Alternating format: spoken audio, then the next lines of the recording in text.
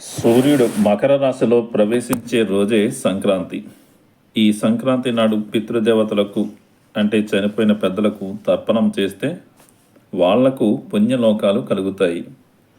సంక్రాంతి నాడు లేదు అనే మాట అనకుండా దానాలు ధర్మాలు చేస్తూ ఉంటారు. సజ్జలు నువ్వులు పండే ప్రాంతంలో సంక్రాంతికి నువ్వులు అద్దిన సజ్జ రొట్టెలు తయారు చేసుకుని తినడం ఆనవాయితీ. ఉత్తరప్రదేశంలో సంక్రాంతికి కంబళ్ళు దానం చేస్తారు.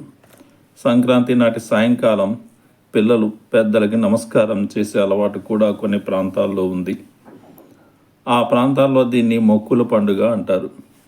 అన్ని ప్రాంతాల వాళ్ళు సంక్రాంతి నాడు నూతన వస్త్రాలు ధరిస్తారు. బంధుమిత్రులతో కలిసి విందులు వినోదాల్లో పాల్గొంటారు.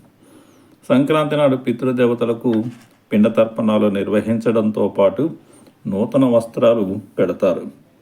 పురోహితులను పిలిచి ఈ కార్యక్రమాలు నిర్వహిస్తారు.